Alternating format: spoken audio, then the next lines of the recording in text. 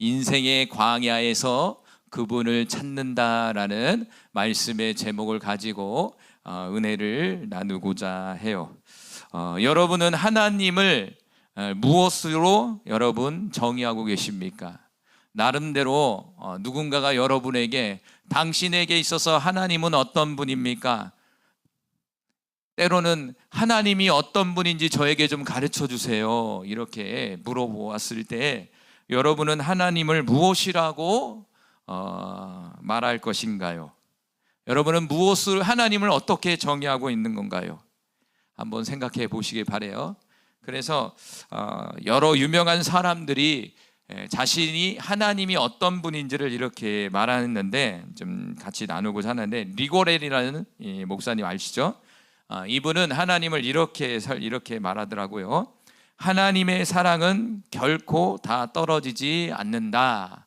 다시 말한다면 하나님은 사랑이시라, 이렇게 정의를 하면서 그 사랑은 변하지 않고 떨어지지 않는 사랑이다, 이렇게 말을 한다고 그래요. 찰스 스탠리 목사님은 이렇게 말한다고 그래요.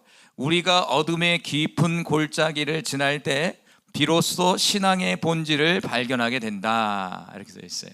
다시 말한다면 우리가 어둠의 깊은 골짜기를 지나갈 때 바로 하나님이 그 골짜기에서 우리를 건져내 주신다라는 것을 하나님이다, 이렇게 정의했다는 거예요. 필립 얀시라는 사람은 또 이렇게 말을 해요. 기도는 잠시의 망설임도 없이 저는 인간이고 당신은 하나님이십니다 라는 고백입니다 라고 말했다는 것이죠. 다시 말한다면 기도에 대해서 얘기한 거죠. 이분은 하나님을 만났을 때 기도를 통해서 만났다는 거예요. 그러면서 이 기도 그 자체가 바로 하나님이다 라고 말을 해주고 있다는 것이죠. 그래서 오늘 기도하는 가운데서도 여러분 꼭 하나님 만나길 바랍니다. 이제 기도하세요, 기도해야 됩니다, 무시로 기도하라, 이것은 뭐냐면 그냥 하나님 본질을 얘기하는 거예요. 바로 그 하나님 본질 안에서 우리가 인격적으로 주님과 교제를 나누는 것, 이게 아주 중요하다는 사실이에요, 여러분. 자, 레이 앤더스라는 사람은 이렇게 말했어요. 하나님의 평안은 하나님을 향한 마음속 깊은 신뢰다, 이렇게 얘기했어요. 다시 말한다면 이 사람에게 있어서 하나님은 신뢰의 존재라는 거예요. 신뢰. 이 신뢰라는 것은 100%입니다. 100%. 우리가 누군가를 신뢰할 때 50%, 60%는 신뢰한다고 얘기하지 않아요. 신뢰라는 것은 100% 믿는 거죠. 이 사람에게 있어서 하나님은 어떤 분이냐? 100% 믿을 수 있는 존재, 100% 믿을 수 있는 분, 그것이 바로 하나님이라는 거예요. 인간은 믿음의 대상이 아닙니다. 어떤 대상이죠? 사랑의 대상이에요, 여러분. 인간을 믿는 그 순간 여러분은 실망하게 돼 있어요. 절대 인간이라는 존재는 믿으면 안 돼요. 할렐루야. 우리 옆 사람 보세요. 믿을 수 있는 사람인가?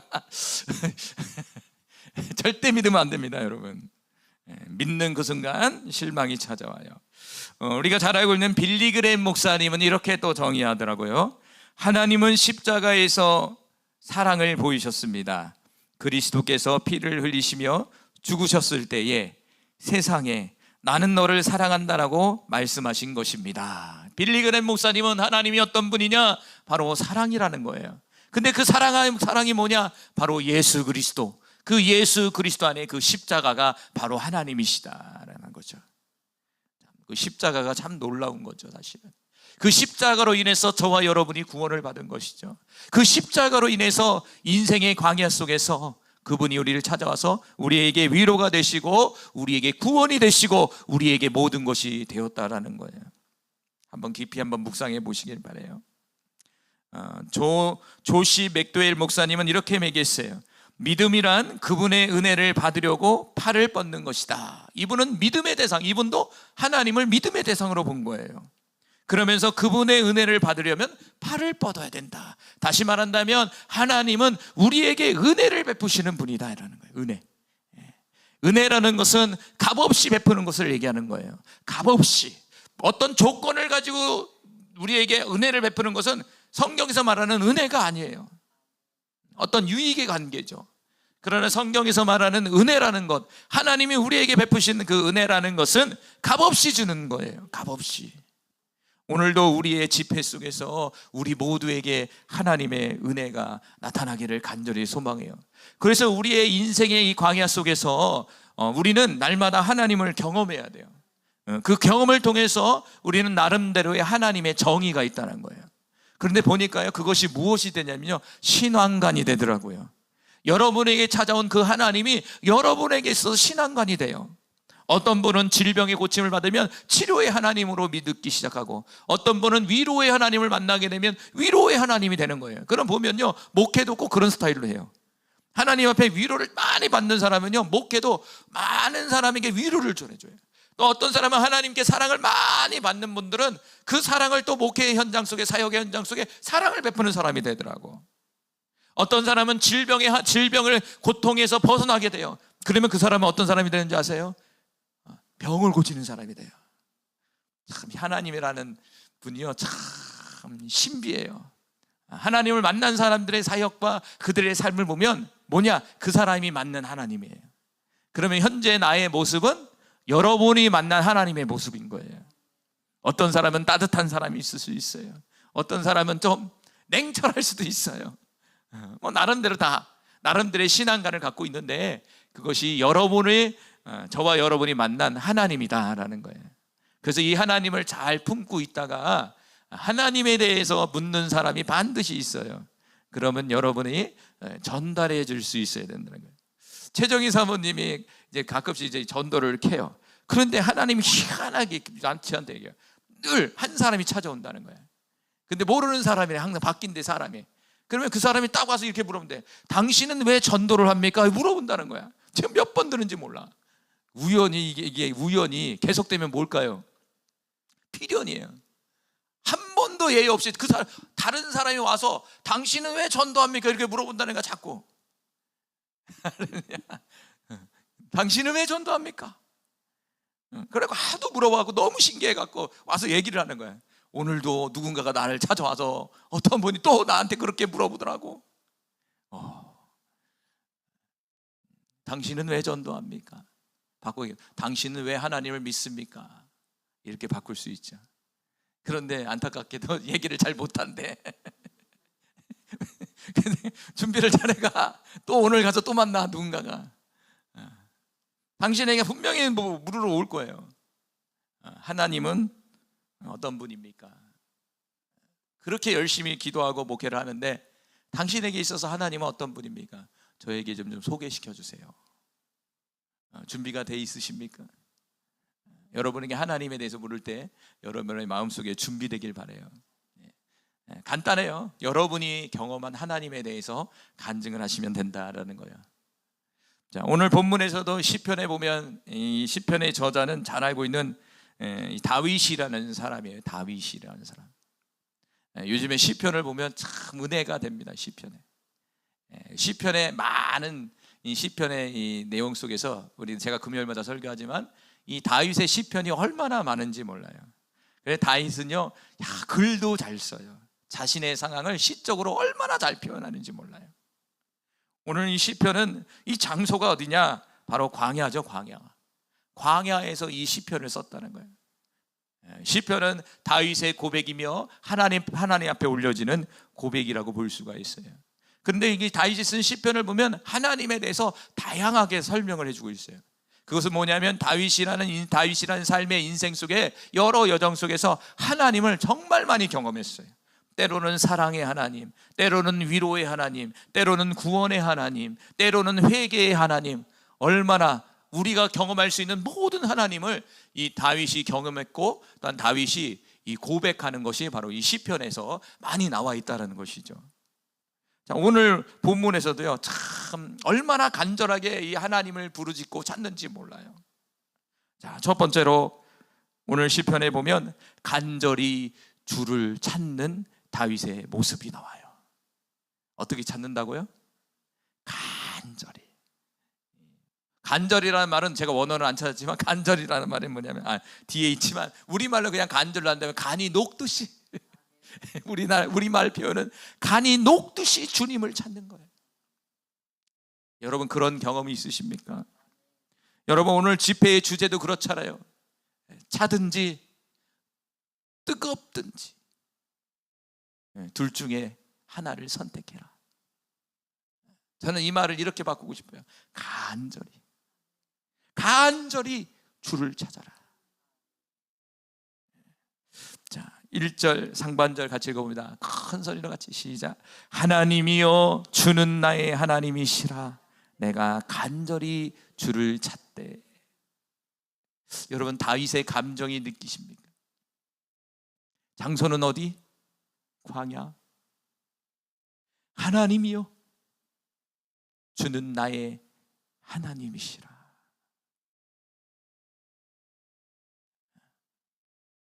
주는 나의 하나님이시라. 그러면서 내가 간절히 주를 찾습니다. 주를 찾는다는 것은 지금 어떤 상황인 거예요? 기도를 하는데 뭔가 환경 속과 기도 속에서 뭐가 막막한 거예요. 있죠? 기도를 하는 것 같은데 마치 없는, 나 혼자 있는 것 같은 느낌 있잖아요. 막 부르짖는데 환경은 변함이 없는 거예요. 어떤 문제에 있어서 막 부르짖는데 변함은 없는 거야. 똑같은 거야. 마치 그럴 때는요 허공에 치는 기도 같아요. 사실은 그렇죠. 성경에서는 하나님 듣고 있다고 그러지만 실질적인 우리의 삶 속에서 저와 여러분이 적용하다면 허공에 나 혼자 부르짖고 있는 것 같아. 마치 하나님이 없는 것 같아. 하나님이 내 기도를 듣고 있지 않는 것 같아. 여러분 그런 감정이 어떤 감정일까요? 김소희 전사님 어떤 감정 같아요?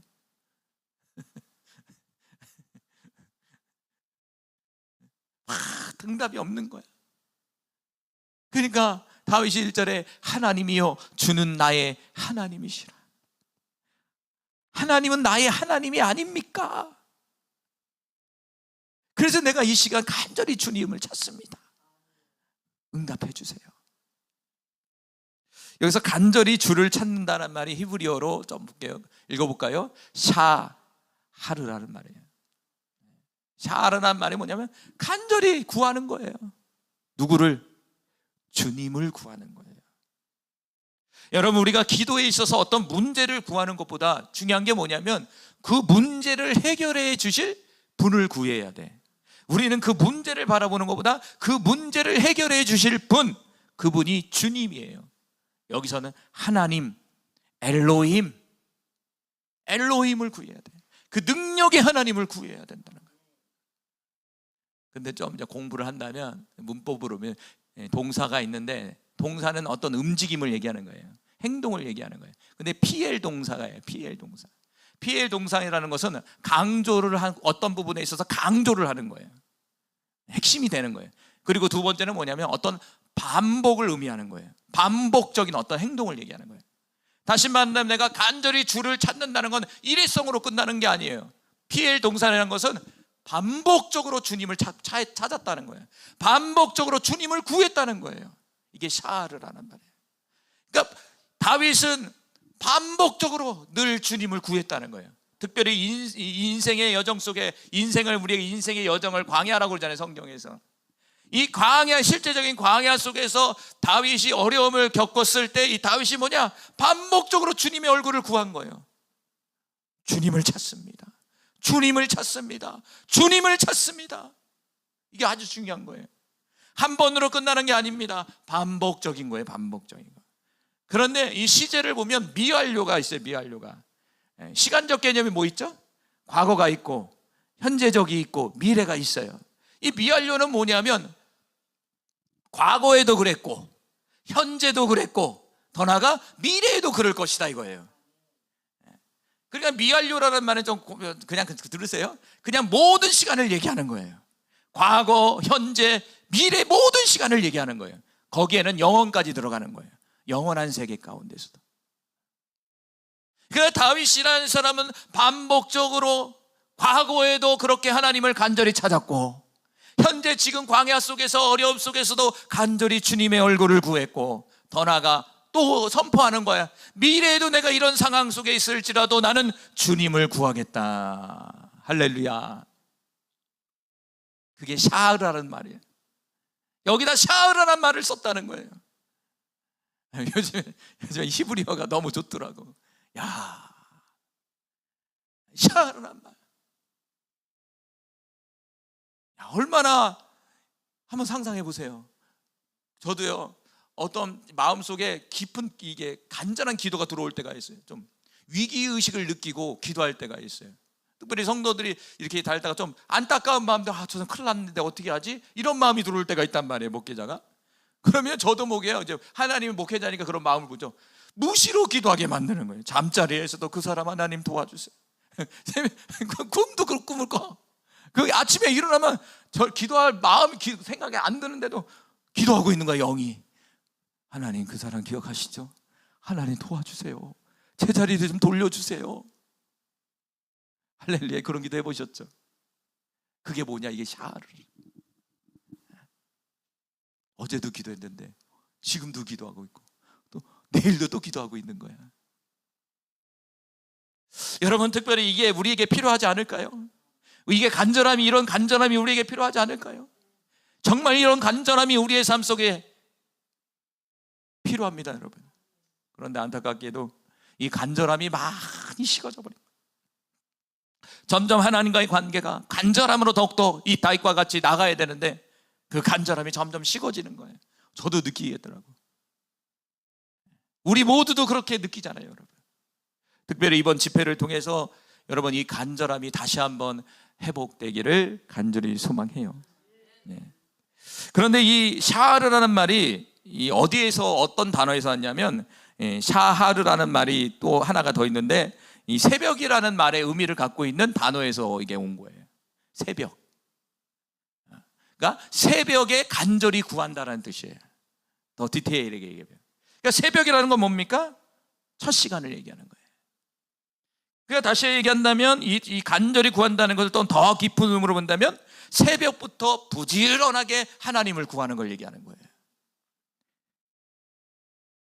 더 다시 얘기한다면 시간적 개념과 기도하는 사람의 이 태도를 함축적으로 보여주고 있는 단어가 이 샤르라는 말이에요.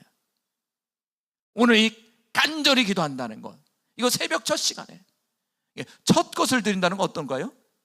마음을 드리는 거예요. 아주 중요하다는 거잖아요. 새벽 첫 시간에. 그래서 우리 새벽 기도 왜 중요합니까? 하루를 시작하는 첫 시간을 하나님께 드리는 거잖아요. 하나님께 의탁하며 나가는 거잖아요. 이 샤르란 말이 그 뜻을 갖고 있다는 거예요. 새벽에서 나온 거예요, 단어가. 우리말로 뜻을 본다면. 그러니까 다윗은 언제 기도했다는 얘기예요? 시간적 개념에 눈 뜨고 기도했다. 눈을 뜨자마자 기도한 거예요. 그것은 과거에도 그랬고 현재도 이 광야 속에서, 어려움 속에서 그렇게 하고 있고, 그리고 앞으로 다가올 나의 미래의 시간에서도 그럴 거다 이거예요. 그러니까 예수님만 새벽 기도를 시작했는데 보니까 다윗이 시작했네요. 다윗이 나의 첫 중심을 드리는 거죠. 그래서 잠언서 8장 17절 말씀 큰 소리로 같이 읽어봅니다. 시작. 나를 사랑하는 자들이 나의 사랑을 입으며 나를 간절히 찾는 자가 나를 만날 것이니라. 우리 모두 하나님 만나고 싶죠? 우리의 집회 속에서 저도 하나님을 만나고 싶어요. 전제 조건은 뭐냐? 나를 간절히 찾아야 된다. 간절히 찾아야 된다는 거예요. 그러니까 보면은 그래요. 하나님이 하시는 일이 있고요, 내가 해야 할 일이 있어요. 하나님은 오늘도 우리를 만나주세요. 그리고 이곳에서 운행하세요. 근데 문제는 누굴까요? 저와 여러분이죠. 저와 여러분이 해야 할 일은 뭐냐면 바로 간절히 주님을 구해야 되는 거예요. 그게 쉽지가 않죠. 오늘 잠언서 8장 17절에는 저와 여러분이 오늘 간절히 찾아야 된다는 거예요. 여러분의 인생의 문제 속에 여러분이 허우적거리고 있습니까? 여러 가지 좀 염려와 걱정이 지금 여러분의 마음속에 이렇게 있어요? 저도 있죠. 다 있으실 거예요. 그런데 오늘 이 기도 속에서 우리가 주님을 만나게 되면 해결됩니다. 그렇더라고. 주님을 만나게 되면 해결이 되더라고요. 그런 은혜가 나타나기를 간절히 소망해요. 호세아서 5장 15절 말씀도 봅니다. 시작. 그들이 그 죄를 뉘우치고 내 얼굴을 구하기까지 내가 내 곳으로 돌아가리라.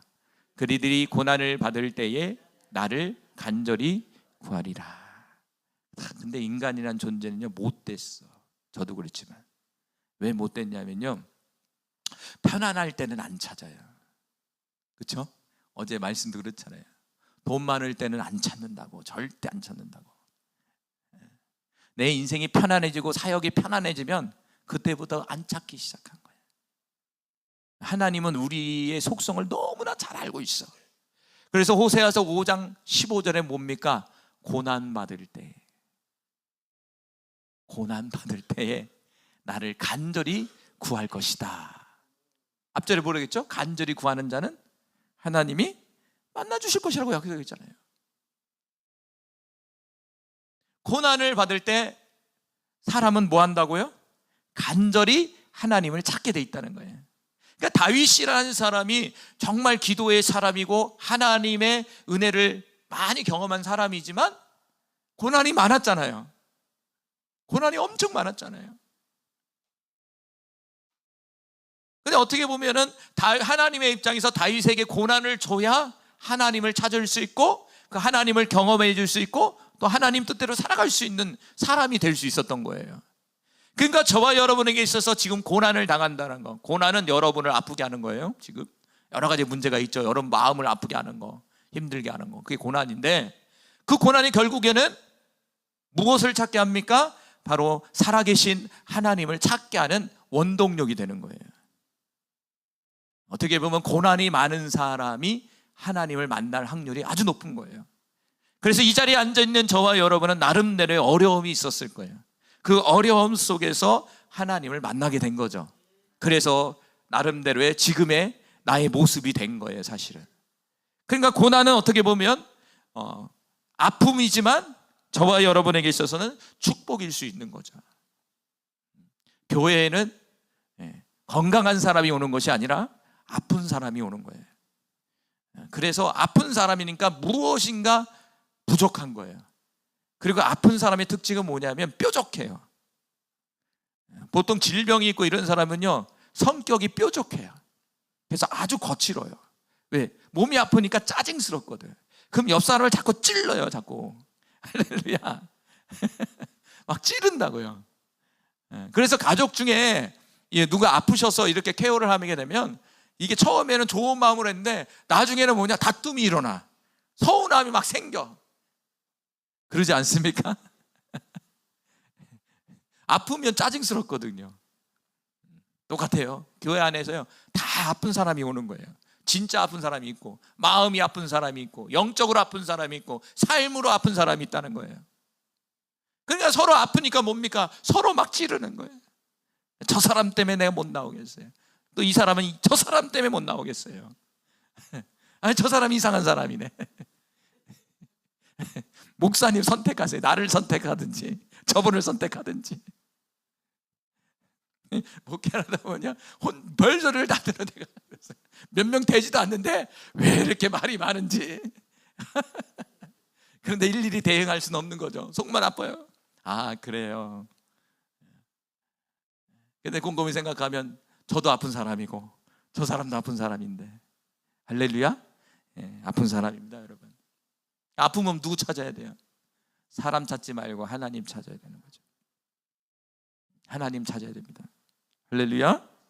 하나님 찾으면 고난이 우리에게 축복으로 바뀝니다. 고난을 벗어날 수 있는 은혜를 주시더라고요.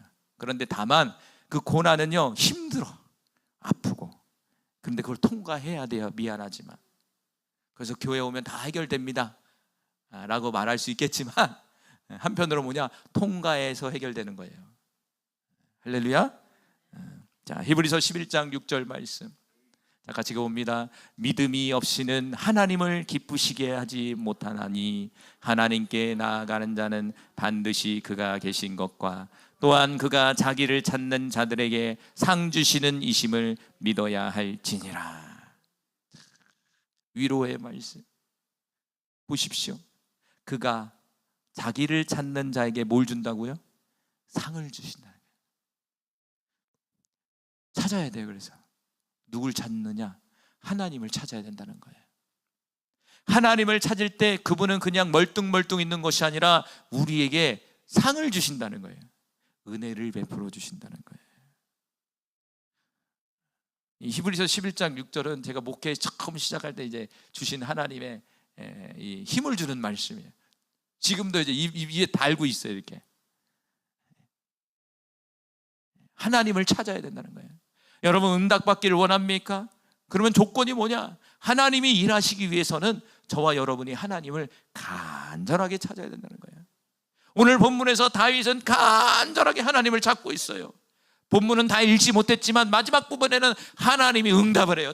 이 다윗에게.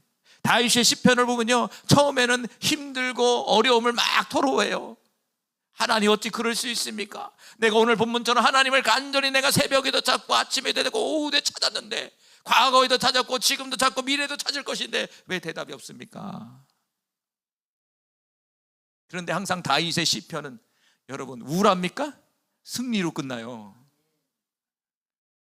승리로 끝난다고요.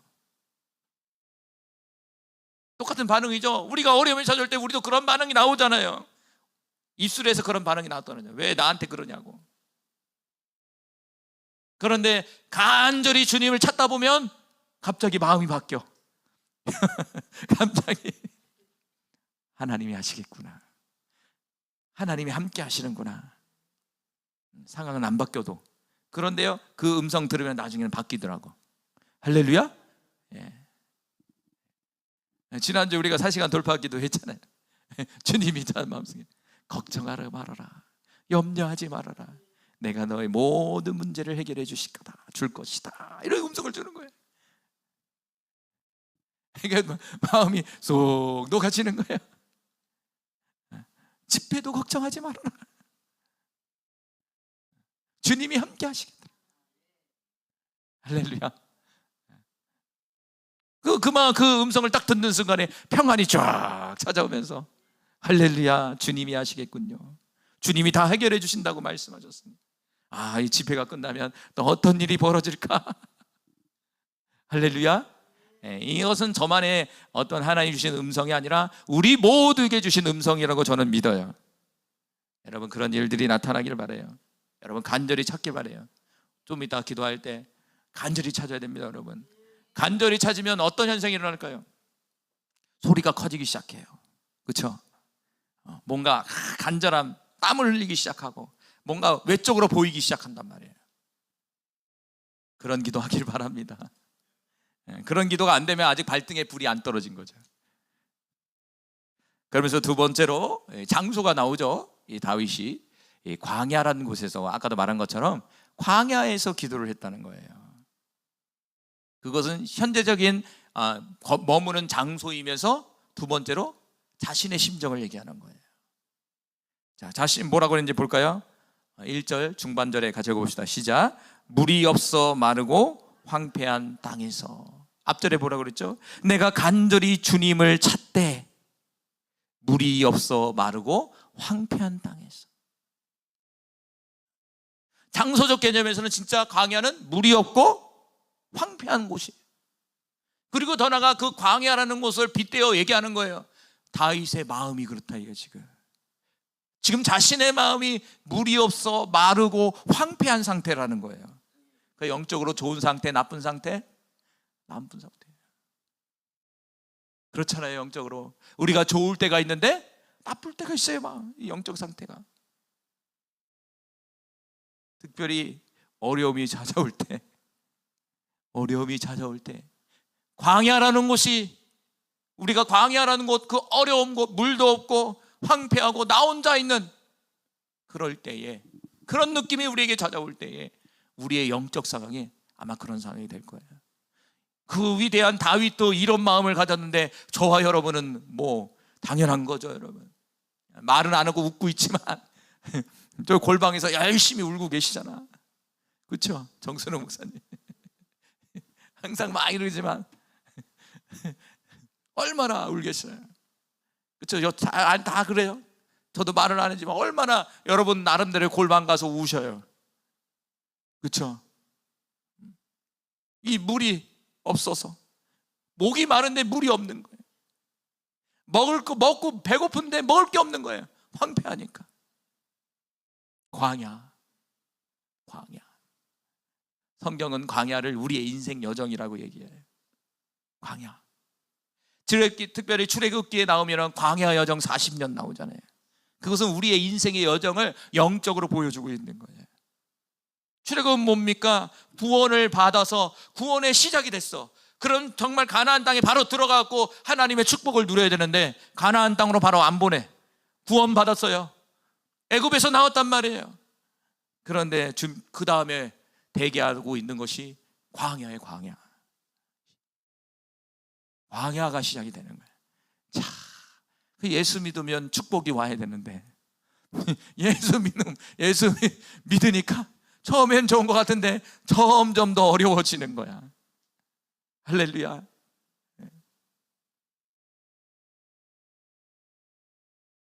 그럼 광야라는 곳이 어떤 곳인가? 물이 없고 황폐한 땅이라고 그러는데, 광야를 찾다 보니까 광야의 정의가 영적으로 육적으로 잘 표현한 게 신명기 8장 2절에 아주 정확하게 잘 표현해 줬더라고요. 이 말씀도 제가 좋아하는 말씀. 자, 신명기 8장 2절 말씀 같이 읽어봅니다. 시작. 내 하나님 여호와께서 이 40년 동안에 내가 광야 길을 걷게 하신 것을 기억하라. 이는 너를 낮추시며 너를 시험하사 내 마음이 어떠한지 그 명령을 지키지 않는지 알려 하심이라. 몇 년? 40년. 다윗도요, 왕으로 통치한 지 40년을 공교롭게도 똑같아. 그렇지만 다윗은 왕이 됐지만요, 얼마나 어려운지 몰라요. 대적자들이 얼마나 많이 일어난지 몰라요.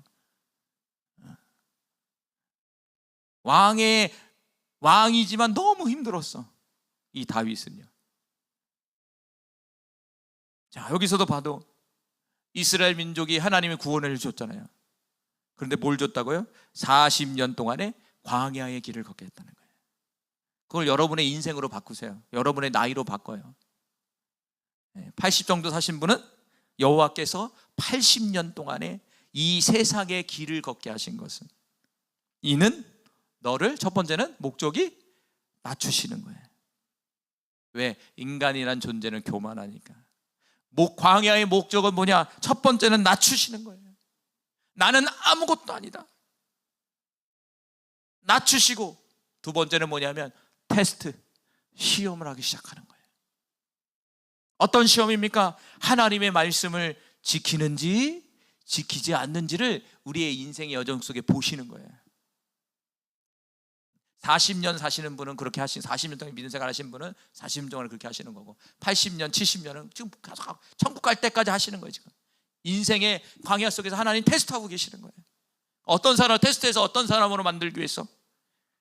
순종의 사람으로 만드시기 위해서. 그러니까 광야의 목적은 우리를 낮추시고 시험하는 곳이라는 것은 나라는 존재가 어떤 존재인지를 깨닫게 하시는 거예요. 정말 저는 형편없는 사람이거든요. 목사지만 하나님 말씀에 딱 하고 하나님을 딱 이렇게 기도 중에서 딱 하나님의 영광 가운데 딱 들어가면 어떤 현상이 일어나면요, 정말 나는 형편없는 사람이구나. 내가 믿음이 있는 것 같지만 믿음이 정말 없는 사람이구나. 본인 스스로가 알잖아요. 남이 보는 것과 다른 거예요. 남이 봤을 때는 거칠애를 하니까 이게 믿음이 있어 보이잖아요. 그런데 하나님과의 일대의 관계가 들어가면 남은 없는 거예요. 내 모습만 보이더라고, 이렇게. 할렐루야. 그러니까 열심히 낮추시는 거예요, 저를. 아니, 여기 있는 저와 여러분을 열심히 낮추시는 거예요. 그 낮추시기 위해서는 뭘 해야 될까요? 하나님은 문제를 보내는 거예요. 광야 속에서. 물질의 문제, 마음의 문제, 영적인 문제, 관계의 문제, 욥기서에 나오는 6가지 인생의 문제를 딱 보내시는 거예요. 그 인생의 문제를 통해서 저와 여러분이 낮아지는 거예요. 그래서 나이가 들면 들수록 어떤 사람이 되어야 될까요? 겸손한 사람이 돼요. 근데 나이가 들면 들수록 교만한 사람이 돼버리는 거야. 그러면 뭐냐? 더 낮아져야 돼 이제. 그럼 훈련이 더 기다리고 있는 거야. 더 많은 문제들이 오기 시작하는 거예요. 하나님은 끝까지 만드시거든요. 보니까 절대 포기하지 않으세요. 우리는 포기하는데 하나님은 포기하지 않는다 이거예요. 하나님은 끊임없이 계속 사람에게 문제를 보내는 거예요. 근데 계속 넘어지는 거예요. 있죠? 계속 넘어지는 문제가 있단 말이에요 지금. 그럼 계속 하나님이 보내시는 거예요 여러분. 그럼 그 문제에서 저와 여러분이 넘어서야 되는 거예요. 넘어서지 못한다는 거예요. 이런 생각이 들어요. 죽을 때까지 시험 받는 건 좀 억울하다. 기왕이면 가나안 땅 들어가야 되는데 이 시험이, 이 테스트가 언제 끝나나 이거. 아니 목회 40년 하면 기왕이면 20년을 훈련받고 20년은 꽃이 피어서 가야 되잖아. 이 죽을 때까지 주님 앞에 때까지 광야 목회하는 거야. 할렐루야. 억울하지 않습니까? 기왕이면 여러분 간증 속에서 나는 이래서 축복받았습니다, 나는 저래서 축복받았습니다 이러면 나도 저런 사람이 되어야지 이렇게 생각해야지. 하나님의 훈련이나 보다. 훈련은 맞죠. 그냥 거기에 머물러 버리는 거야. 훈련이다 이러면 내가 그것을 벗어나야지 이런 마음이 아니라 자꾸 거기에 머물려는 마음이 있는 거야. 에따 모르겠다, 그냥 훈련이지, 그냥 여기 머물러 버리자. 그러니까 이스라엘 백성이 40년 동안 어떻게 합니까? 하나님의 뜻을 몰랐던 거예요. 왜 40년 동안 광야 생활하는지를 모르는 거예요. 그냥 간 거예요. 줄기차게. 불기둥이 왔나 보다, 불기둥 따라가고, 구름기둥 오면 구름기둥 왔나 보다 따라가고, 만나 메추라기 왔나 보다 따라가고, 없으면 뭐 한다? 원망과 불평하고. 중요한 건 뭘까요? 이스라엘 백성의 광야 생활에서 중요한 건 뭘까요? 하나님은 구름기둥과 불기둥이 중요한 게 아니에요. 하나님은 없을 때 보는 거예요. 메추라기가 없을 때 어떻게 행동하나 보자. 자, 만나가 없을 때 어떻게 대하는지 한번 보자. 하나님 살펴본다고 그러잖아요. 근데 거기서 통과했다면 40년이 아니라, 그렇죠? 20년 만에 아마 들어갈 수도 있죠. 광야의 목적이에요. 우리는 지금 광야를 살고 있는 거예요. 어떤 분이 저에게 사역을 해주면서 그러더라고. 하나님이 원하는 음성을 저에게 딱 들려는 말이 더욱더 낮아져라, 이렇게 얘기하는 거예요. 그래서 어제 우연찮게 또 제가 이렇게 딱 넘기면서 이렇게 보다가 과거에 이렇게 들던 이렇게 녹음했던 거, 그리고 또 썼던 걸 과거에 이렇게 보다가 거기에 있더라고. 누군가가 얘기했던 것들이. 다시 한번 되새기 됐어요. 말씀하고 비슷하게. 더욱더 낮아져야 되는구나. 우리 모두 낮아지길 바랍니다. 우리의 수준이 높진 않아요. 잘난 체 할 필요 없습니다. 교만할 필요 없습니다. 여러분 다른 사람 볼 필요 없습니다. 나 보시기 바래요. 나. 출애굽기 17장 6절 보십시오. 같이 읽어봅니다. 시작. 내가 호렙산에 있는 그 반석이 거기서 내 앞에 서리니 너는 그 반석을 치라. 그것에서 물이 나오리니 백성이 마시리라. 모세가 이스라엘 장로들의 목전에서 그대로 행하니라. 이 광야는 뭐냐? 바로 경험하는 곳이에요. 무엇을 경험하느냐? 하나님을 경험하는 장소예요. 하나님이 우리를 낮추시고 시험하는 장소인 동시에 이 광야라는 곳은 바로 저와 여러분이 하나님을 경험하는 곳이라고요. 광야가 없으면 하나님을 경험할 수가 없는 거예요, 여러분. 그러니까 인생의 광야가 찾아올 때는 하나님을 경험하는 곳이, 경험하는 좋은 기회다 이거예요. 여러분 출애굽기 17장 6절에 물이 없었어요. 물이 없으니까 어떻게 합니까? 백성들이 원망 불평하기 시작하는 거예요. 물이 없다고. 근데 하나님이 응답하기를 반석에 치라는 거예요. 그 반석에서 물이 나온다는 거예요.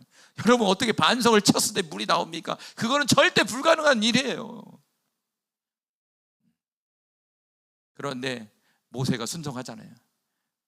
반석에 불을 탁 치잖아요. 치는 순간에 어떻게 됩니까? 물이 나온 거예요. 물이 나온 거예요. 물이. 기적이잖아요. 광야는 물이 없거든요. 그런데 하나님만이 물을 내게 하셨고 물을 먹게 하셨다는 얘기죠. 그러니까 이 광야의 인생 속에 이것은 하나님을 경험하는 거예요. 이스라엘 민족이. 경험. 그러니까 경험이 너무나 중요해요. 경험 없는 신앙, 체험하지 않는 신앙은요, 금방 떨어지더라고. 그런데 나름대로 하나님에 대한 경험이 진하게 있는 사람은요, 절대 떨어지지 않아요. 어떠한 상황 속에서도. 그런데 어설프게 경험한 사람은요, 어떤 상황에서 떨어져 나가버려요. 할렐루야. 경험이 중요합니다, 여러분.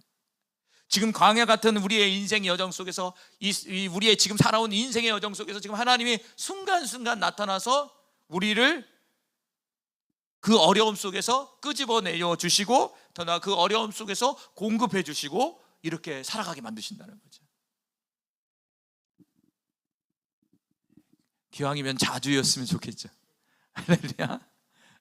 그런데 자주는 아니에요. 어쩌다 한 번씩입니다, 여러분. 근데 그 어쩌다 한 번씩이 언제인지 모르는 거예요.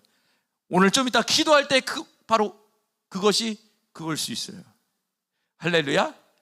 예측할 수는 없어요. 하나님이 일하시는 거예요. 그런데 하나님이 어떤 시점에서 분명하게 일을 하신다는 거죠. 자, 이사야서 40장 3절 말씀 또 기도합니다. 말씀 봅니다. 시작. 외치는 자의 소리여 이르되 너희는 광야에서 여호와의 길을 예비하라. 사막에서 우리 하나님의 대로를 평탄케 하라.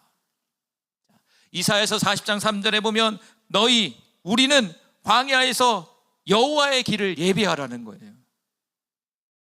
광야는 어렵고 힘든 곳이잖아요. 그런데 이곳에서 하나님의 길을 예비하라는 거예요. 다시 말한다면 하나님의 구원의 준비와 소망이 있는 곳이 바로 광야라는 거예요. 그 인생의 여정 속에 광야의 인생을 사는 것은 결국에는 하나님이 우리에게 무엇을 주는 거예요? 구원의 소망을 주는 거예요. 그리고 구원받은 자로서 앞으로 영원한 세계에 갈 준비를 시켜주는 거예요. 할렐루야. 여러분 준비 다 되셨어요? 오늘 주님 만날 준비 다 되셨습니까? 오늘 하루도 하나님이 우리를 준비하시는 거죠. 준비 다 되면 주님이 우리를 데려가시는 거예요. 할렐루야. 근데 준비되지 못하면 어떻게 될까요? 칭찬이 아니라 책망을 받기 시작하는 거예요. 우리는 그래서 하루하루를 준비하며 살아야 돼요. 왜? 예측할 수 없는 인생이잖아요. 욥기서에 보니까 사람에게 있어서 우리에게 가려놓은 게 있는데 연, 월, 일, 시 이거를 정해놓으셨다는 거예요. 하나님이 욥기서에 나와 있어요. 사람이 하나님을 데려가는, 영혼을 데려가는 연, 월, 일, 시간까지 정해놓으셨다는 거예요. 근데 저와 여러분은 몰라요. 그게 내일일 수 있고 저녁이 될 수 있고. 우리는 이 광야 같은 인생 속에서 날마다 구원의 길을 준비해야 돼요. 구원받은 자로서 날마다 만들어 가야 돼요, 여러분. 시간이 없어요, 시간이. 여기 보니까 시간이 별로 없어. 지금 여기 시간이 별로 없다니까. 여러분, 저도 보니까 어느새 쭉 가서 얼마 남았을까? 내가 살아온 인생보다 많이 남을까요? 적게 남을까요? 저도 보니까 내가 지금 살아온 인생보다 적게 남았어요. 지금 적게 남았다고요. 저도. 그럼 여기 있는 분들은 어떻게 해요? 여러분이 지금 살아온 인생보다 더 적게 남았어요. 지금 미안한 얘기지만 지금 한눈 팔 때가 아니야. 지금 이제 갈 준비해야 되는 거야.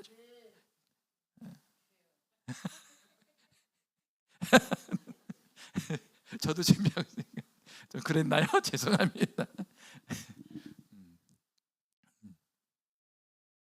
이 광야라는 게 그게요. 그래서 이 광야 속에 있을지라도 우리는 실망하지 않고 낭망하지 않고 주님을 간절히 찾아야 돼요. 내가 광야에 있습니다. 다윗이 그랬잖아요. 그런데 어떻게 합니까? 다윗은 내가 간절히 주님을 찾습니다. 주님 도와주십시오. 할렐루야. 어렵죠? 보니까 참 나이가 들면 들수록 어려운 것 같아. 힘들면 더 많이 오는 것 같아. 그렇죠? 난이도가 점점 올라가는 것 같아. 인생을 살아가는 난이도가 있거든. 그러니까 아이들이 자라면 잘날수록 희한하게 난이도가 높아지는 거야.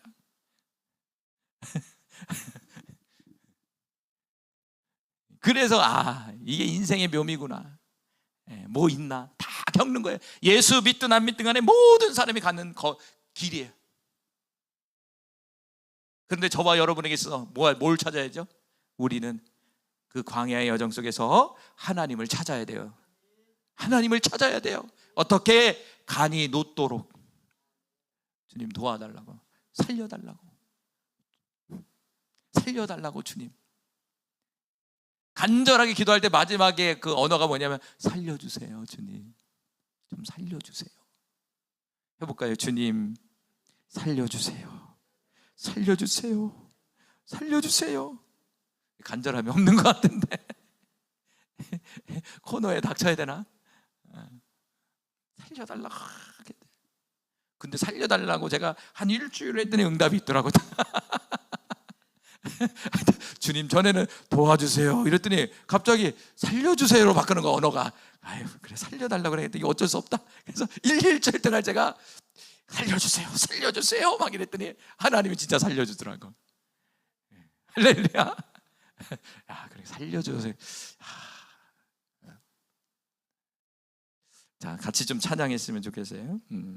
광야라는 찬양 많이 같이 좀 찬양하고 다음 말씀 나눌게요. 우리 같이 광야, 여러분의 마음을 담아서 주님 앞에 고백하며 우리 같이 나갔으면 좋겠어요.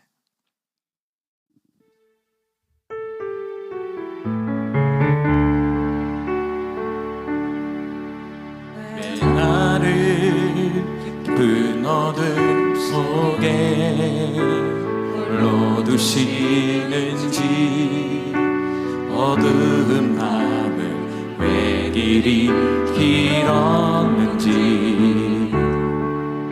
나를 고독하게 나를 낮아지게 세상 어디도 기댈 곳이 없게 하셨네.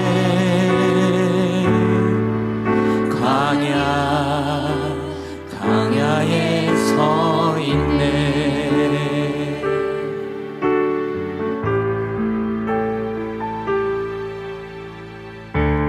주님만 내 도움이 되시고 주님만 내 빛이 되시는, 주님만 내 친구 되시는 광야.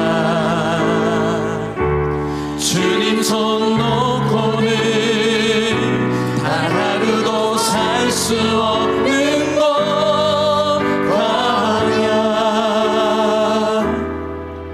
광야에 서 있네.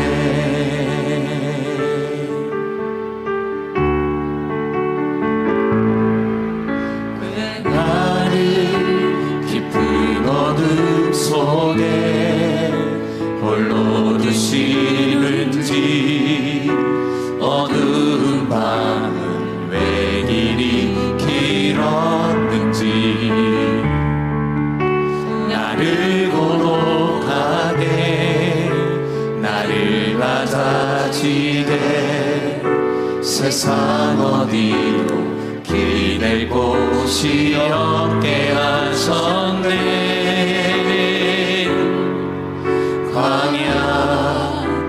광야에 서 있네.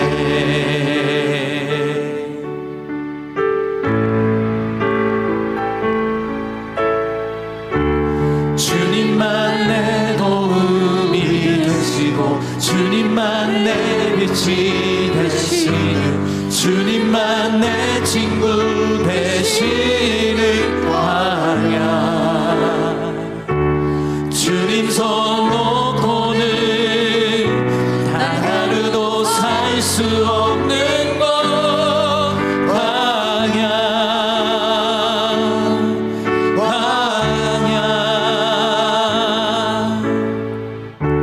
주께서 나를 사용하시며 나를 더 정결케 하시며 나를 택하여 보내신 그곳 광야. 성령이 내 영을 다시 태어나게 하는 곳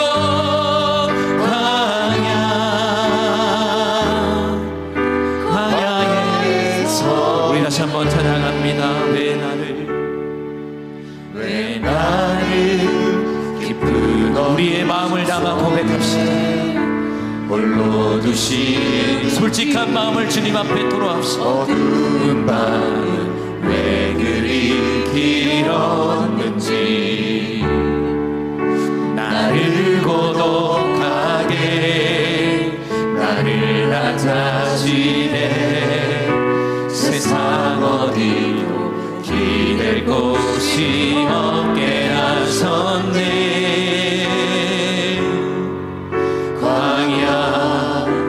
광야에 서 있네. 아멘.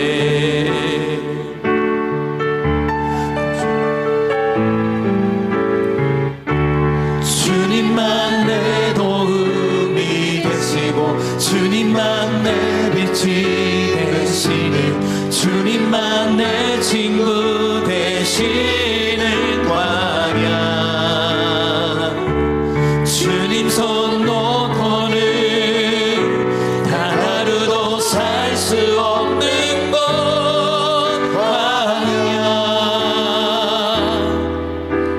광야에 서 있네. 아멘. 주님 왜 나를 깊은 어둠 속에 홀로 두시는지 어두운 밤은 왜 그리 길었는지 나를 고독하게 나를 낮아지게 세상 어디도 기댈 곳이 없게 하셨네.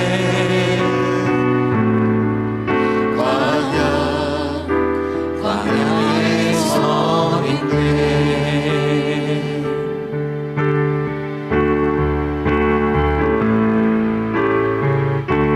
주님만 내 도움이 되시고 주님만 내 빛이 되시는 주님만 내 친구 되시는 광야. 주님 손 놓고는 하루도 살 수 없는 곳 광야.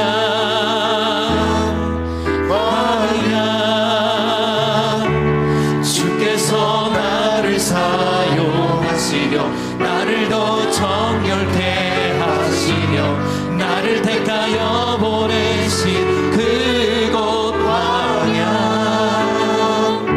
성령이 내 영을 다시 태어나게 하는 곳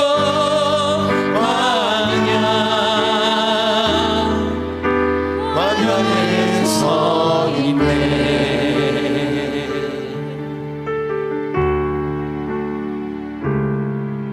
내 자랑 산산이 깨지고 높아지려 했던 내 꿈도 주님 앞에 내려놓고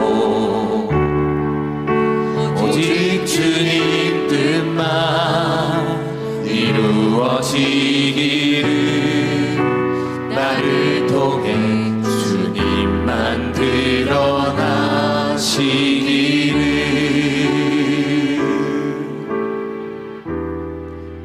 광야를 지나며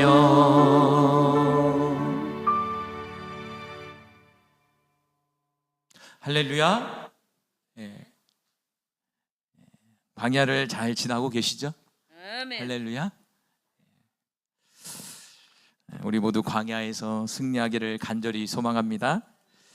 광야를 찬양하는데 환상 속에서 우리 모두가 벼랑 끝에서 이렇게 주님을 손을 쫙 벌리면서 찬양하는 모습을 저에게 보여주시네요. 그러면서 주님이 너희들만 그렇게 가는 것이 아니라 모든 이들이 광야의 인생을 걷고 있다, 이렇게 말씀을 하시더라고요. 할렐루야. 힘을 내길 바랍니다. 세상 사람들은 그냥 홀로 걸어가지만 저와 여러분은 주님이 있다는 거 기억하시길 바라요.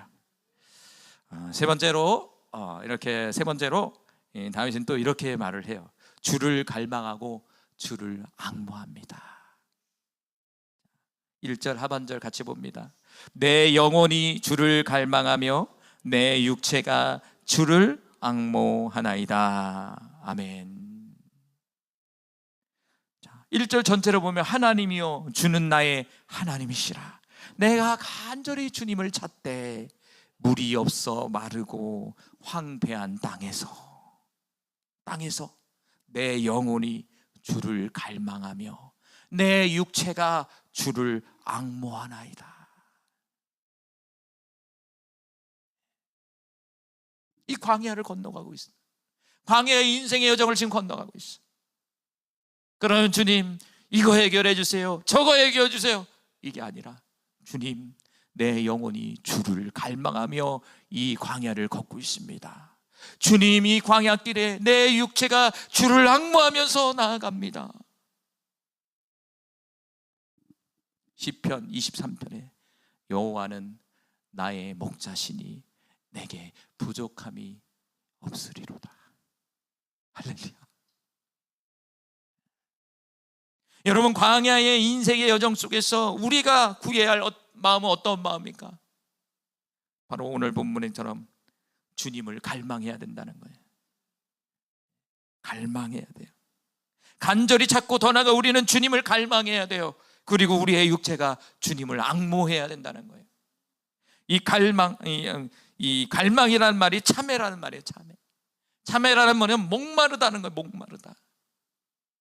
광야의 여정 속에서 인생을 걸어가는 데 있어서 인생에 목마름이 있는 거예요. 목마름이. 그런데 무엇이 목마르냐? 주님이 목마르다는 거예요. 그러니까 채워지지 않는 게 있는 거예요. 내 마음속에 주님으로 채우고 싶은데 안 채워지는 거예요. 발부둥 치고 있는 거예요. 지금 그 다윗은 이 캄캄한 이 흑암 속에 어둠을 걷고 어둠의 길을 지금 광야의 길을 걷고 있는데 이 마음은 하나님을 간절히 찾고 하나님의 임재를 구하는데 안 나타나는 거야. 막 목마른 거예요. 막 목이 말라. 그런데 어디가 목이 마른다고요? 오늘 본문에 보니까 영혼이 목이 마르다. 영혼. 영혼이라는 말이 네페시라는 말이에요. 네페시라는 말은 우리 창세기에 보면 어떻게 나옵니까? 사람을 흙으로 짓고 그 코에다가 생기를 불어 넣어갖고 네페시가 됐다, 이렇게 얘기해요. 다시 말하면 네페시라는 말은 영혼인 동시에 존재를 의미하는 거예요. 껍데기가 아니라 내면을 얘기하는 거예요. 존재적 의미예요, 네페시라는 말이. 그러니까 다시 말한다면 영혼이 주를 갈망한다는 말은 나의 존재 자체가 주님을 갈망한다는 거예요. 할렐루야. 사실은 인간이란 존재 그 자체가 하나님을 갈망하는 거예요. 다시 말한다면 인간이란 그 자체는요, 하나님을 통해서 목마름이 해결되는 거예요. 그러니까 하나님을 떠난 인생은 늘 목마른 거예요. 늘 목마른 거예요. 할렐루야. 그렇다면 지금 오늘 본문의 주인공 다윗은 목마른 거예요. 그렇게 하나님을 경험했지만 광야 속에 어떤 사건인지는 모르지만 지금 광야의 여정을 걷고 있는데 목마른 거예요. 하나님이 가끔씩 그래요. 그랬잖아요. 하나님이 우리가 일부러는 걷게 만드시는 거예요. 그리고 잠잠해요. 대답도 없어요. 아무것도 안 보여줘요. 얼마나 죽을 것 같아요. 그럴 때 있잖아요. 인간이라는 존재 자체가 하나님으로부터 채워야 되는데 채우지 못하니 얼마나 힘들다, 얼마나 답답하겠습니까, 여러분? 성경 보니까 대표적인 말이 요한복음의 수가성 여인. 이 여인은 목이 마른 사람이었단 말이에요. 이 목이 마른 이 여인이 누굴 만납니까? 예수님 만나서 그 영혼의 목마름을 해결받잖아요. 오늘날도요, 목이 마른 사람이 너무 많아요. 어떻게 알 수 있느냐? 마음에 병든 사람이 너무 많아. 교회 안에도 많아요. 저 밖에도 너무 많아. 이 마음이 아파서 힘들어하는 그런 영혼들이 얼마나 많은지. 목마르 하는 영혼들이 얼마나 많은지. 할렐루야. 우리의 존재는 주님으로부터 채워야 됩니다. 그래서 요한복음 7장 37절과 39절 말씀 큰 소리를 읽어볼게요. 명절 끝날 곧 큰 날에 예수께서 서서 외쳐 이르되 누구든지 목마르거든 내게 와서 마시라. 나를 믿는 자는 성경의 이름과 같이 그 배에서 생수의 강이 흘러나오리라 하시니 이는 그를 믿는 자들이 받을 성령을 가리켜 말씀하신 것이라. 예수께서 아직 영광을 받지 않으셨으므로 성령이 아직 그들에게 계시지 아니하더라. 할렐루야. 우리 예수님이 뭐라고 합니까? 지금 목이 마르냐? 나에게 와라. 지금 이 시간 나에게 오라고 지금 말씀하고 계시는 거예요. 목이 마른 영혼들이 있느냐? 나에게 와라. 내가 그 생수를 먹게 하겠다. 할렐루야.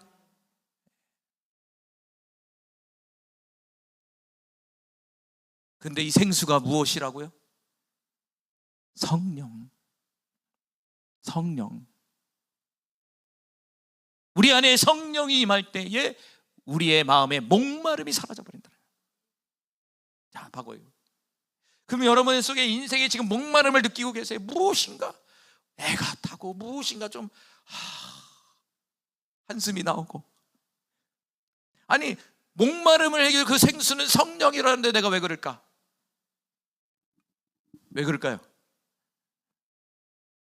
충만하지 않아서 그래요. 할렐루야. 충만해야 돼. 지금 여러분의 영혼에 지금 목마름이 지금 있어요. 지금 뭔가 모르게 답답하고 뭔가 모르게 지금 뭐 갈증을 느끼고 있어요. 뭔가 미안하지만 충만하지 못한 거예요 지금. 그럼 뭐 해야 될까요? 주님을 간절히 찾고 여러분이 충만을 위해서 기도해야 돼. 성령님 이 시간 충만하게 역사해 주시옵소서. 충만하게 역사해 주시옵소서. 충만하게 하는 방법이 여러 가지가 있죠, 나름대로. 기도 속에서 보니까 우리 이 기도 많이 하잖아요. 이게 힘찬 기도 있죠. 목사 이렇게 했잖아. 그거 하면 충만해지더라고 진짜. 좀 이따가 한번 맞춰서 박자에 맞춰서 이게 이렇게 하면은 충만해져요. 그럼 내 안에 있는 성령이 막 폭발적으로 막 일어나면서 내 안에 있는 어둠을 확 밀어내더라고. 현상이 밀어내면서 위에서 쏟아져. 할렐루야. 그러면 어깨도 가벼워져. 지금 여러분 목마른다면 충만함을 채워야 돼요. 이번 집회를 통해서 여러분의 충만함을 채워야 돼. 충만해지면 둘 중에 하나야. 생수의 강이 흐르든지, 하나는 불같은 성령이 많은지. 둘 중에 하나거든. 그러니까 이번 집회를 통해서 꼭 성령 충만 임해서 다시 회복되기를 저와 여러분에게 축원합니다. 그러면서 뭐라고 합니까? 두 번째로 내 육체가 주를 앙모한다. 첫 번째는 내 영혼이 주님을 갈망합니다. 그래서 다윗에게 또 하나가 있는 거예요. 육체. 여기도 왜 육체라고 쓸까? 육체가요 주님을 앙망한다는 거예요. 앙망이라는 말이 우리말로 우러러보는 걸 얘기하는 거예요. 근데 그 뜻이 아니에요. 사실은 앙망이라는 말이 이 뜻이 아니에요. 원어적으로 이 앙망이라는 말이 카마흐라는 말이에요. 다시 말하면 어떤 것을 간절히 소망을 해요. 근데 안 이루어지는 거예요. 그럼 어떻게 될까요? 수척해져요. 더 이렇게 더 쉽게 얘기해야 돼요. 금식기도 한 거예요. 우리 문제 너무 금식하잖아요. 그러면 어떤 현상이 일어나죠? 육체의 수척해지기 시작해. 살이 빠지기 시작해. 막 목소리가 철렁철렁했는데 목소리가 작아지기 시작해. 아휴, 이렇게 돼. 걸음도 살살 걷기 시작해. 그러면서 무릎도 아프기 시작해요. 그래서 카마우라란 말이 그 말이에요. 우러러보고 사모하는, 너무 사모해서 뭐냐? 수척해지는 거예요. 그런데 무엇이 수척해집니까? 내 육체가. 육체라는 말이 바사르라는 말이에요. 껍데기 얘기하는 껍데기. 바사르라는 말이 껍데기. 지금 껍데기. 이 껍데기가 수척해진다는 거예요. 그걸 뭐냐? 앙모하다 이렇게 얘기했다는 거예요. 그러면 지금 이 다윗은 어떤 상황인 거예요? 너무 목마르고 영혼의 목마름이 막 찾아오고, 그게 너무 강렬하니까 육신이 피폐해지는 거예요. 밥을 제대로 먹었을까요, 안 먹었을까요? 밥이 안 들어가. 일부러 안 먹으면 안 들어가는 거야, 밥이. 그만큼 공고하고 그만큼 너무 힘든 거야. 영적으로 압박이 너무 힘든 거야. 환경적으로 너무 압박이 오고 자신의 내면 속에서 너무 압박이 온 거야. 그럼 세상 사람들은 벌써 죽었어요. 자살했어요. 이 상황이면. 그렇잖아요. 자살했어요. 세상 사람들 마음이 아프면 어떻게 합니까? 밥 잘 안 먹어요. 보면은 힘든 사람 보면, 우울증이 심한 사람들 보면 뼈밖에 없어. 결국에 어떻게 합니까? 안타깝게도 더 이상 버틸 수가 없는 거야. 감당할 수가 없는 거야. 뛰어내리는 거야. 무너져 버리는 거야 다. 지금 이 상황은 그런 상황인 거예요. 할렐루야. 너무 사모한 나머지 너무 힘든 거예요. 그리고 아가서 5장 8절에 이렇게 표현했더라고. 같이 읽어보겠습니다. 시작. 예루살렘 딸들아, 너희에게 내가 부탁한 너희가 내 사랑하는 자를 만나거든 내가 사랑함으로 병이 낫다고 하려무나. 아가서 5장 8절의 말씀은 여자가 하는 고백이에요. 여자가 솔로몬에게 고백하는 내용이에요. 근데 뭐가 낫다고요? 병이 났다는 거예요. 진짜 아파서가 아니라 사랑병에 걸렸다는 거예요. 그거 뭐라고 그러죠? 우리말로 하면 상삭병에 걸린 거야. 사랑병이잖아요. 상삭병에 걸린 거예요. 상삭병에 걸리면 어떻게 되죠? 진짜로? 들어 누워요. 밥도 안 먹어요. 눈 감으면 그 사람밖에 생각이 안 나요. 나만 사랑해, 나만. 그런 연애 해보셨죠? 눈 감으면 그 사람밖에 떠오르잖아요. 그 사람과 같이 있고 싶은 거. 그래서 지금의 가정을 이뤘겠지만, 부인하든 부인하지 않든 그거에 있어서 결혼한 거예요. 지금 뭡니까? 이걸로 적용한다면 다윗은 지금 상사병이 난 거예요. 주님을 간절히 찾고 주님을 갈망하고 주님을 앙망하고 마치 상상병에 걸린 사랑병에 걸린 사람처럼 살려달라고 지금을 전파하고 막 이러고 있는 거예요. 저는 이게 필요하다고 생각했어요. 말씀을 우리의 열정, 이러한 마음, 이러한 자세가 우리가 꼭 필요하다. 할렐루야. 이게 회복이 돼야 돼. 근데 우리가 주님 처음 만났을 때 아마 대부분 이런 마음이야. 사실은 이런 마음이지만 지금 세월이 지나니까 이런 마음, 첫사랑은 사라져버렸어. 사라져버린 거예요. 그 간절함과 그 사랑을 갈급하고 그 사람을 만나고 싶은 그 열정이 완전히 사라져버린 거죠. 여러분, 그것이 회복되기를 간절히 소망해요. 여러분 인생의 광야에 인생과 이 광야 같은 인생을 사는 데 있어서 주님은 이 마음을 원하시는 것이고 그 여정 속에서 이 마음을 또한 회복시켜 주시는 거예요. 어떻게 보면 다윗에게 이런 감정은 결국에는 다시 되새겨 주는 거예요. 다윗아, 너가 이 마음을 가져야 돼. 네가 이 마음이 사라졌잖아. 그래서 내가 광야에다 넣은 거야. 광야에다 넣은 거야 내가. 그리고 대답 안 하시는 거야. 할렐루야. 우리 모두 이러한 회복의 역사가 나타나기를 간절히 소망합니다. 결론을 맺을게요. 오늘 본문에 보면 이 다윗은 간절히 주를 찾았다는 거예요. 간절히. 온통 주님이 중심이 되는 거예요. 간절히 찾는다는 거는 나의 모든 것이 되는 거예요. 아침에도 찾고 점심에도 찾고 저녁에도 찾고 잠자리에도 찾고 꿈에서도 찾고. 얼마나 간절했습니까? 이 간절함이 저와 여러분에게 나타나기를 간절히 소망해요. 두 번째는 다윗의 장소, 이 간절함을 구하는 장소가 어디였느냐? 광야였다는 거예요. 광야는 저와 여러분의 인생의 여정을 설명해 주고 있는 거예요. 이 광야는 물이 없어요. 그리고 황폐한 곳이에요. 너무나 답답하고 힘든 곳이에요. 고통스러운 곳이에요. 그러나 그 광야 속에서 우리가 의지할 대상, 우리의 구원자는 하나님이세요. 지금 광야의 여정 속에서 우리가 구해야 될 것, 우리가 바라보아야 될 것은 바로 하나님이에요. 하나님 바라봐야 돼. 지금 하나님 바라봐야 돼, 간절히. 그리고 더 나아가 우리의 영혼이 주님을 갈망해야 돼요. 관건은 이 광야를 잘 통과할 수 있는 비결은 어디 있냐? 바로 주님으로부터 채우면 되는 거예요. 그러면 잘 통과할 수 있어. 그런데 다른 것으로 채우기 시작하면 통과가 잘 안 돼요. 어려움이 찾아와요.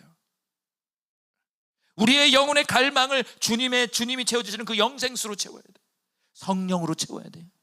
다른 것으로 채우면 안 돼요. 성령으로 채워야 돼요. 그래서 무엇보다 기도해야 될 게 뭐냐면 성령 충만을 기도하셔야 돼요. 성령 충만해져 버리면 다 해결돼 버리는 거예요, 사실은. 그렇더라고. 근데 성령 충만 받기 위해서 뭐냐? 간절하게 찾아야 돼. 할렐루야. 마치 사랑병 걸린 사람 같이, 상사병 걸린 것 같이. 주님밖에 안 됩니다. 주님은 나의 해결자입니다. 주님 살려주십시오. 주님 역사해 주십시오. 주님 열어주십시오. 안 해주면 그냥 죽을랍니다. 그냥. 할렐루야. 얘 옆에다가 내 무덤가에다 유언하고 내가 유언장을 쓰고 그냥 기도를 하는 거야. 이제. 역사랑가 내가 죽겠습니다. 해보세요. 내가 죽겠습니다. 죽겠어요. 대답이 없네. 내가 죽으면 옆에다 묻어줘요. 내가 오늘 오전에 내가 죽으면 여기다 묻어줘. 내가 반드시 주님의 응답을 받겠다. 그런 역사가 저와 여러분에게 나타나기를 간절히 소망해요.